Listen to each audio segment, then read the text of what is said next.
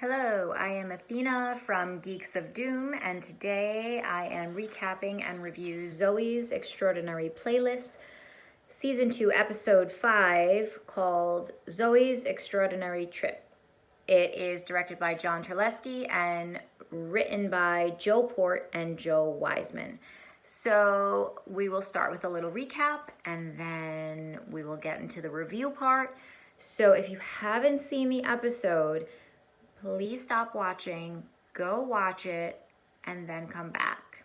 And feel free to agree or disagree with whatever I say, because who am I? Anyway, so let's start off by talking about what happened. So what happened? There were like 4 pieces to the puzzle. One of them was that Jenna and Maggie fell in the outs.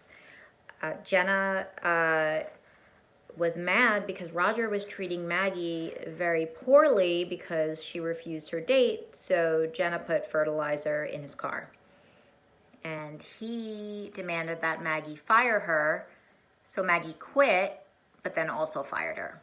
And that was not a point of contention, like Emily understood why Maggie got rid of Jenna, but she's still sad about it. And David, this episode was just like, his main role today was just like, yes, dear. The other thing that happened was the Maximo situation. Maximo is the name of their company.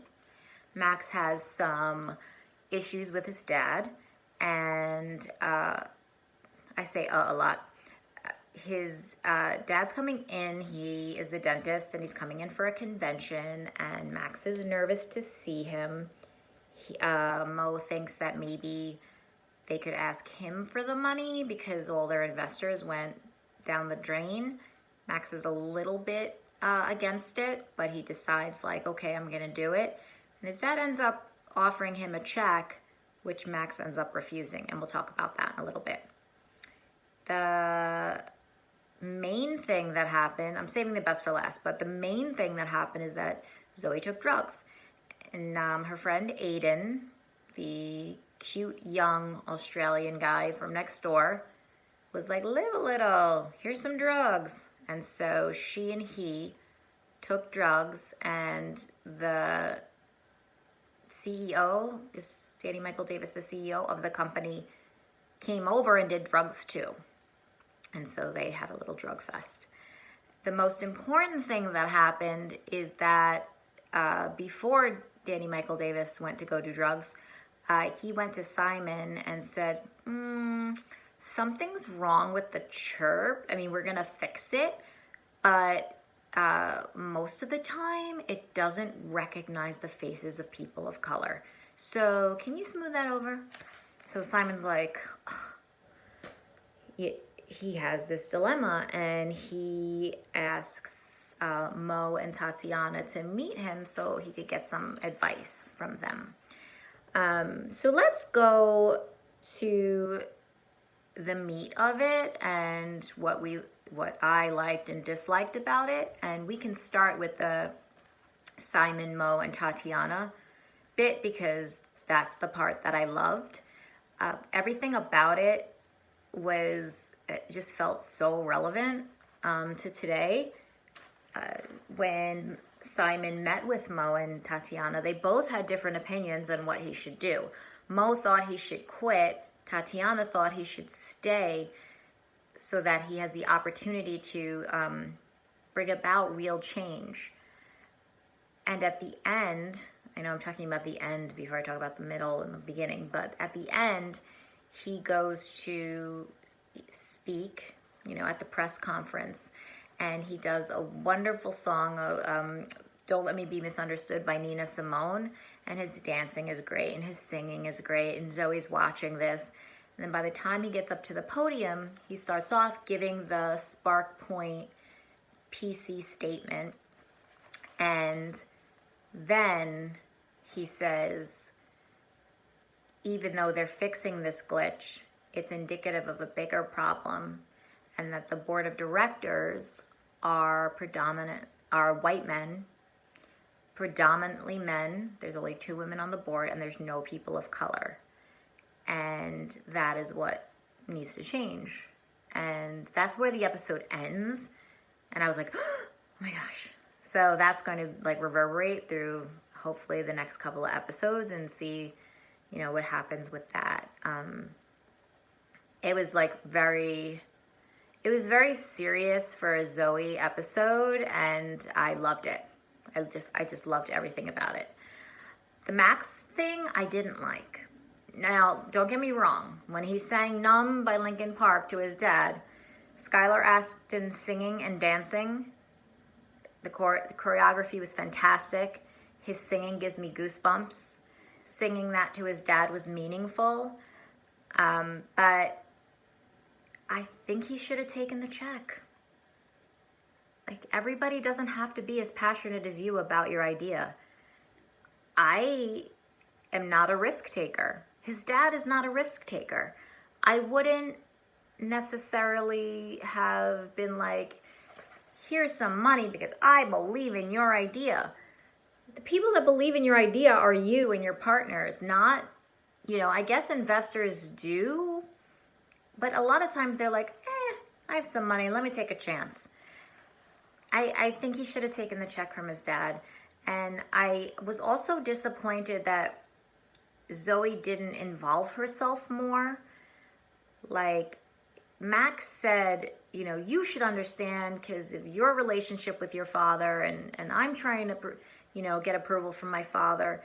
I wanted Zoey to say, yeah, my father's dead. Like, enjoy him while you have him. Like, repair it, fix it, do anything because life is short. That's what I wanted her to say, but she didn't say that. So I don't know why she doesn't listen to me, but she doesn't. Zoey doing drugs. I mean, I didn't want Zoey to do drugs. I understood well, one thing is I'm happy about is that Aiden's not a love interest so far. He seems like just like this cool friend to hang out with, and that's great because she already has too many love interests on the show. Him being like, yeah, life is unwritten by Natasha Bedingfield seemed appropriate. He sang it fine, and that's what early 20s people do, or at least the ones that I knew, and I was one once. They do crazy things and think life, you know, let's just take life as it comes. And Zoey taking the drug was a little weird because I didn't think that she would do it, but she was on this, you know, I'm not going to care, and I need a new philosophy. And what I did understand is, you know, I'm sure a lot of you out there have lost a parent, and as I have lost my parents, and when you do, you kind of do weird things in your grief. I don't think it's, I'm not sure if it's part of the steps of grief, but it does happen. Like when my father died, I had like severe road rage. Like I would scream out car windows. I mean, we all have a little bit of road rage. Like, oh my God, I can't believe this effing guy doesn't know how to use a turn signal or learn to drive, buddy. But like, I would be like furiously screaming out windows at people and like stop and beep and roll down my window. And, you know, it eventually abated. But I just attribute that to the weird, like, I don't know what to do with all these emotions. And so that was one of the ways. I'm not going to tell you all the ways. That's one of the ways it came out. So she took some drugs. And Danny Michael Davis came over and he's like, yeah, I'll do some drugs. And Zoey got to do a heart song. And when I was watching it, I got a little confused because she sang Starships by Nicki Minaj, and she did it fine. And Jane Levy's a fine, she sings fine. The dancing was fun though, because she was all like crazy, like, and that was fun. But I think it was just a heart song. I'm not sure. Let me know. For herself, because the two guys didn't seem to know. They were in, obviously, the musical number, but like they didn't seem to understand, like, be like, why are you in front of that car? So I think she actually had a heart song for herself.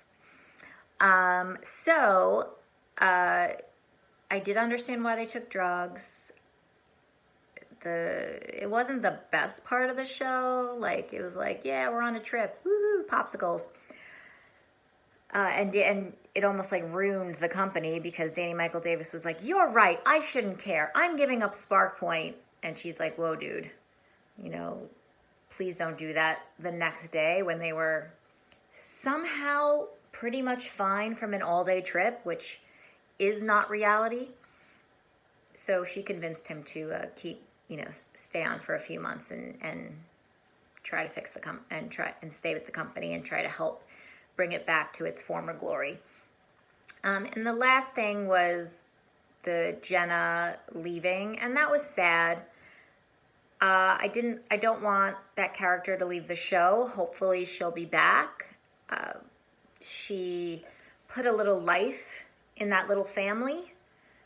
When they're together, they're very sensible, except for the heart songs, and I just like her influence on them. So I think, let's see, it was a good episode. It wasn't a great episode. Oh, because no Tobin and Leaf. Where are they? I'm getting upset now.